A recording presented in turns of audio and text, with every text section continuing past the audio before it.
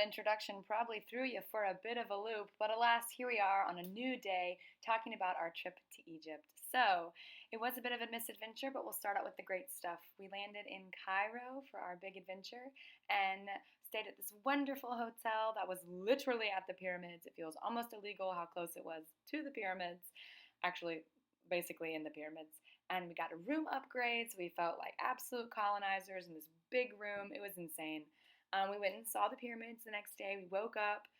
It was actually crazy. Our guy who drove us from the airport was like, "Oh, do you guys need a tour driver?" And we were like, "Sure." And he was like, "Great, $80 a day." And we were like, "Oh, okay." So he like agreed to come pick us up in the afternoon to take us to all the museums and stuff while we were in Cairo. So we went and saw the pyramids right when we woke up, and they were huge.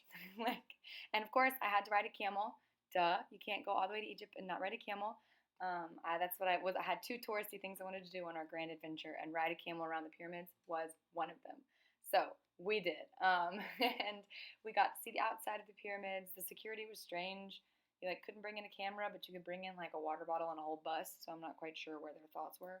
And we met some sweet Egyptian man who gave us a tour of like the smaller pyramids. There's a total of like 9 pyramids in this one spot. And so he took all these pictures you're seeing of us like jumping and sitting together and all this stuff. And there are people everywhere trying to sell you things.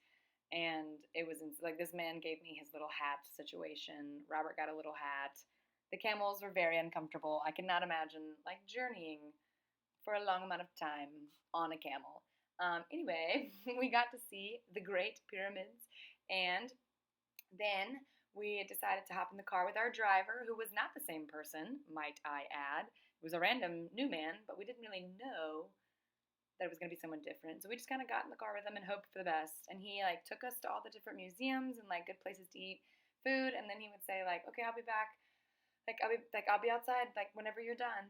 And so we would go into a museum and just come out when we were done, and he'd just be waiting there. And we'd offer like, "Do you want to come inside? Do you want to get a water?" Nope, he would just wait, which was nice because Cairo was huge. I mean, absolutely massive. It's like technically 2 cities mashed together. So it was nice to have someone who could drive us around because we surely didn't know where we were going, and we didn't have a car. So anyway, this is that nice guy that I was telling you about that took us into the like pyramids and to see the different mummies that were at the pyramids or like the different tombs and such. And he did this for us because Robert spoke Arabic to him because we were lost. And he was like, "Oh, brother, like I have to show you around," because he was so excited that Robert spoke Arabic with him. And it was smoldering hot. Like we were sweating buckets. I was confident I was going to have like an absolute heat stroke, but what can you do? And you'll see a video of the museums too. Like it is like a garage sale. That is how much stuff they have that they just like crammed together. It is absolutely downright insane.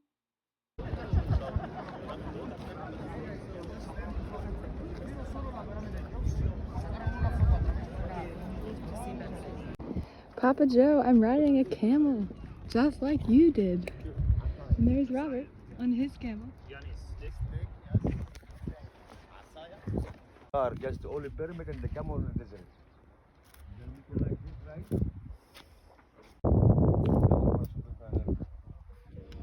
Smile, lady. Look. Oh look, a dog on the pyramid. We went to this restaurant that one of Robert's friends, Joseph, suggested. I think he actually lived in Cairo for a couple of years, and it was delicious, and we got way too much food, but it was so good. And then we headed to another museum. There was like a new museum being built, so we went to the old museum and then like a newer museum, but not the new museum. And you can see in these pictures, like they just have all this stuff from like all the different eras just like packed in. Like you could touch it, that kind of thing. We saw King Tut's, not like him because he was on loan somewhere else, but we saw like his treasure and stuff. But you could just, no glass containers like holding anything. You could just go touch. I mean, the like really fragile stuff had glass, like the papyrus and stuff. But yeah, we just walked around touching stuff. I didn't touch stuff, but like people were letting their kids just touch things. I'm like, no, this is ancient. Don't touch it. But they were also moving a lot of the stuff from this museum, which had no AC and was built in the 1800s, to the new museum. So it was like getting packed up and stuff. So a bunch of the cases were empty, and there was like random just patches of nothing. And there were no signs to say like this is the late classical period or this is there's a King Tut sign, but there was no other signage. So we didn't know what we were looking at. We didn't know when it was, who it was, if the person was important. It was all a mystery. And then the guy was like, "Oh, do you want to go to like the souk?" And we were like, "Sure." And then it was so scary and so crowded, so we came immediately home. And by home, I meant to the amazing hotel, which had a view like this when we walked around. There were like weddings every weekend. But then we got a lady. I don't remember how we got a lady. I think we asked if there were tours of other pyramids that we could go see. And this lady was like, yeah. So we got in a car with her, an Egyptian woman, and then like a driver. So just the four of us. And he drove us to these other pyramids out like in this little village. I say a village, it had like 2 million people, but they didn't use any modern machines to farm or anything. They still used like the old Egyptian ways. So I guess it was a village. And there were like donkeys on the side of the road. We like got stuck in camel traffic. And then we got to go inside the pyramids, which was like the coolest thing, straight up Indiana Jonesing it. It was incredible. So please enjoy these videos. Welcome to my crib, Egypt edition. We have some wonderful neighbors, although he's not much of a talkative type, and I don't even think he's home anymore. I heard this guy really likes his mummy. Welcome to my crib. You can't see the top of this pyramid because they built it wrong and the angle was off. So it looks like there's no top, but there is. I'll show you. Welcome to my crib. This is our view from our front porch. Spectacular view. I know. We have climbed some crazy stairs getting to my crib. Get ready to see the inside. A video? Yeah. We've got so much further to go. Here we are, coming down our second pyramid. Hold on, Robert, don't hit. Ow! That's much taller than the last one. Yeah, wait. Robert's so tall he keeps getting stuck. So we just came down this and are going up this. And now we get to go up that. Came out of that tunnel and we're going up these stairs. As I said, welcome to my crib. We are now descending our final staircase into the main living area. Some may actually call this the main dead area because no one is supposed to be living anywhere in here, seeing as it is a tomb. Let's see what it looks like. Here we go. Dun da da. Ta-da! Welcome to my crib that no one ever lived in because we built it wrong. All right, time to leave. Here's the exit tunnel. Robert, after you. Look at the creepy. If you look too long, it draws you in. We have some home renovations going on. You know, it's an old house. It's a bit of a fixer-upper, but I think it'll do. Thanks for coming to my crib. Check it out next time in the Valley of the Kings. Or Queens. Dad, I know you have a fear of heights, but do you have a fear of being underground? This is us, Pyramid Explorers. Follow me as we go inside a pyramid. Dun, dun, dun. Oh.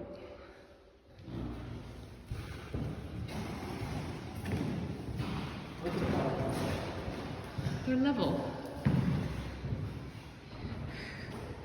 Code inspector must have come to make sure it was level. Oh. And now we get to crawl through this hole. After coming, hang it over the edge. Up here. Okay. Indiana Jones up in this joint. So after our grand tour of these two incredible pyramids where we got to go inside of them and hike up all this stuff, we did go to the papyrus museum, or like where they showed us how to make papyrus, which is so cool. And we spent an uncomfortable amount on different papyruses. Robert got one that depicts the judgment. I got a love story. We got a queen.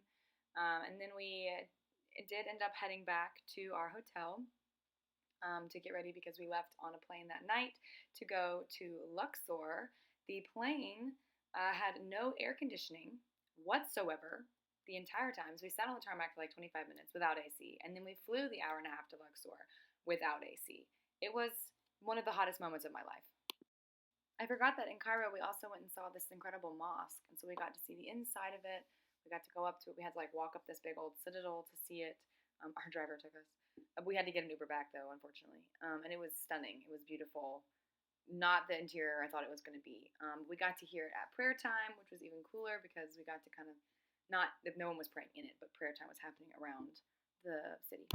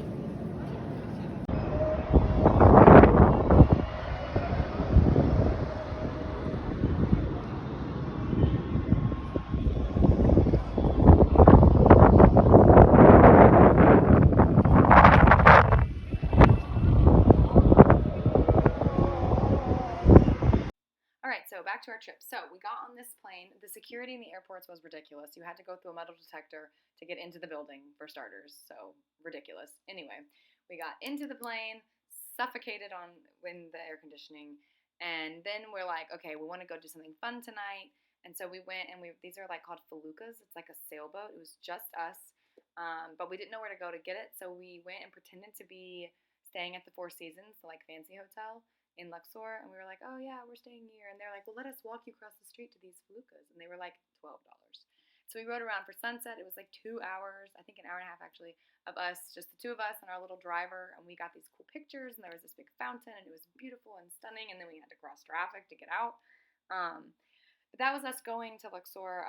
Robert got really sick. Actually, I think we did the feluccas in Cairo. Either way, Robert got really sick. He got food poisoning like that night we were in Luxor, unfortunately. So one of the days in Luxor, I did the Mummy Museum by myself, but like it was a very small museum, and I was very scared because people like hassle you a bunch when you're walking around, and I'm pickupable. And we tried to go to a pharmacy, but they like were just selling needles open, no, not packaged, and so we did not use the pharmacy things. But Robert did end up surviving and coming to, as you can see, he's in these pictures. And we ended up getting to go on a tour to the Valley of the Kings, which is really cool. We got to go to our tour guide said hot chicken soup, but that's just the way to remember her name. Hatshepsut. She's a pharaoh. She's a pharaoh. She was great. She was all about like science and equality, and she was this like strong pharaoh, female pharaoh. And so we got to see her temple, which was so stunning, absolutely stunning. And Robert got to like edit these photos with this cool camera. And so we got to go walk around. We saw this big temple, like the main temple in Luxor. It's like it's like King's Mile High or something, or not Mile High, King's Mile Road or something. And it connects 3 big temples that we got to see. It was super hot still, and there was another little like private tour lady that came and picked us up that the hotel set up for us. And the hotel was like this old Victorian hotel also. So it was. I wish I'd taken a picture of like the inside. It was really cool. It was like a big grand staircase and everything. But we got to go see these temples. We went at sunset too on our last night so that we could see it all lit up, and I wore a dress and like snuck over, in my pretty dress that was revealing, so that Robert could take pictures of me with his pretty camera. And he's got a good eye. That's the temple in the daylight. It's really beautiful. This is our porch. So like if we'd known they had a pool, had like this pool and this outdoor area, it was absolutely stunning. But that was our hotel in Luxor, and we didn't get to do as much as we wanted to in Egypt, so we're definitely going to have to go back because we've got some sites that we still want to see. But Robert did feel up to getting to go to these places, which was a blessing, and just not in disguise, a full-blown blessing, because I knew he didn't want to miss out. And what's crazy is that like some of the stuff we were seeing, like the Sphinx is so old that like the Sphinx was even old for Cleopatra. Like that blows my mind that it was already ancient to her. And for some reason, Cleopatra feels like a million years ago. That's also the porch of our Luxor hotel, by the way. Egypt is very beautiful. It's very dirty, a little bit, not a lot of it, so kind of gross. But it has a bunch of old stuff that you can just touch. You can just walk around. So we really enjoyed being explorers, being Indiana Jones whilst in Egypt. Indiana Jones with food poisoning. And we look forward to going back. Thank you so much for watching. Enjoy our photos, and talk to you next time when we journey to Brussels.